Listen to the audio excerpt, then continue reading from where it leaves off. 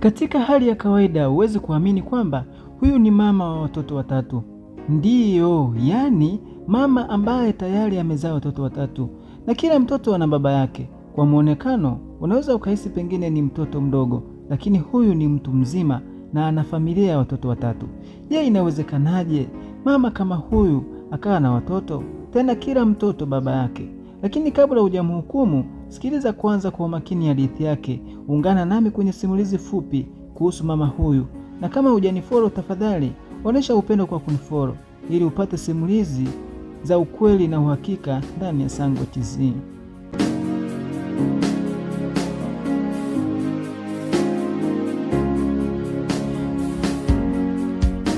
Mama huyu anaitwa Florence, ana umri wa miaka 35. Alitelekezwa na wanaume watatu mara baada ya kumpa mimba. Pengine ni kutokana na ulemavu wake wa mwili na muonekano ambao tunaweza kusema si wa kuvutia. Hapo ndipo wanawake wengi hushangaa, wanaume, inawezekana vipi mwanaume akatamani wanawake mwenye muonekano kama huyu, tena akalala naye mpaka hatua ya kupata mimba? Ni maswali ambayo hayana majibu. Tuachane na stori hiyo ya ngoswe, basi tuangalie simulizi ya mama huyu. Florence anafahamika kama jina la Babyface. Hii ni kutokana na umbo lake dogo pamoja na sura yake. Ukiangalia unaweza kuhisi ni msichana mdogo mwenye umri wa miaka 17, lakini ni mwanamke wa miaka 35, tena mwenye watoto watatu. Mtoto wake wa kwanza ana umri wa miaka 14, wa pili miaka 5 na watatu miaka 2. Ili kuwaje akaweza kupata watoto hawa? Nisikilize.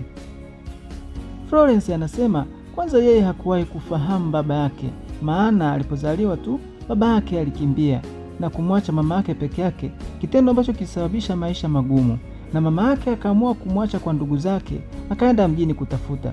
Kwa bahati mbaya, mama alipoondoka hakurudi hai, alirudi amekufa. Kipindi hicho alikuwa ndio kwanza yupo darasa la pili. Kitendo hicho kilimkatisha tamaa kabisa, ndio ikawa mwanzo na mwisho yeye kwenda shule, hivyo hakuendelea na masomo. Alipofikisha umri wa miaka 18, akaamua kuanza kujitafutia kipato chake yeye mwenyewe na kutafuta riziki kwa kutambua kwamba hana baba wala mama. Nilianza kwa kuwa dada wa kazi kwenye nyumba za watu na nilikuwa tu na matumaini ya kufanikiwa, lakini baada ya muda nilishindwa kutokana na hali yangu ya kiafya na mwili wangu ni dhaifu, hauwezi kufanya kazi kwa muda mrefu. Lakini kabla sijafanya maamuzi ya kuacha, nilikutana na mwanaume ambaye alikuwa ni fundi wa maji katika nyumba ya bosi wangu. Aliniambia ananipenda na hana familia. Siku ya 3 ilipofika, alitaka nilale naye. Kwa kuwa na mimi nilikuwa sijawahi, nilitamani kujaribu kuona watu huwa wanajisikiaje wakishiriki kitendo hicho.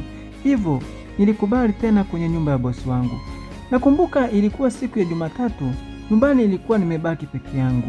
Alikuja huyo mwanaume ambaye ni fundi, akaniambia nimfuate anapotengeneza. Nilipomaliza kazi zangu nikamfuata kumuuliza anataka nini. Akanishika na kuanza kunifanyia kitendo hicho. Ukweli mwanzo niliumia, lakini nilijikuta nimezoea. Hivyo akawa anakuja kila mara. Kwa bahati mbaya nikapata ujauzito. Nilipojaribu kumwambia, akaniambia mimi hanijui. Hivyo nikarudi nyumbani na mimba. Florence anasema baada ya kujifungua alianza kupambana mwenyewe kama mama wa familia. Hivyo akawa anafanya vibarua vya kuwalimia watu ili apate riziki. Baada ya muda kadhaa alijiunga na kikundi cha kuimba, kikundi ambacho kilikuwa na wanawake wapambanaji, na hivyo walikuwa wanaenda kwenye matamasha mbalimbali kwa ajili ya kujiingizia kipato. Siku moja majira ya saa 2 nikiwa kwenye nyumba yangu, nilishangaa kumwona mwanaume ameingia, ananiambia anataka kufanya mapenzi na mimi. Nilimkatalia na kumwambia sitaki, lakini aliendelea kunishawishi. Kwa kuwa nilikuwa nimepita muda mrefu sijashiriki hicho kitendo, nilijikuta nakubali na akanifanyia anavyotaka. Na mimi nilifurahi na nilijisikia vizuri. Lakini baada ya wiki nilihisi mabadiliko katika mwili wangu. Niliogopa sana. Nikaomba isije ikawa mimba. Lakini baadaye nikaja kugundua nina mimba tayari. Na mwanaume sikumuona tena. Florence aliongea kwa uchungu sana. Florence aliendelea kutuambia kwamba baba wa mtoto huyu wa mwisho alimbaka. Hivyo kutokana na mwili wake kuwa dhaifu, hakuweza kujitetea. Alipata ujauzito mara baada ya kufanyiwa ukatili huo.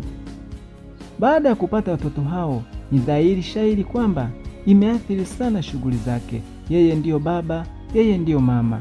Anachokiomba mama huyu kwa watu wanaoweza kumsaidia, basi wasomeshe watoto wake. Niambie kipi unafikiria kuhusu simulizi hii. Usikose kulike, kutoa maoni, lakini zaidi, kama hujawa mwanafamilia, basi bonyeza kitufe cha kunifollow ili uoneshe upendo. Asante kwa kuwa nasi, nikutakie siku njema.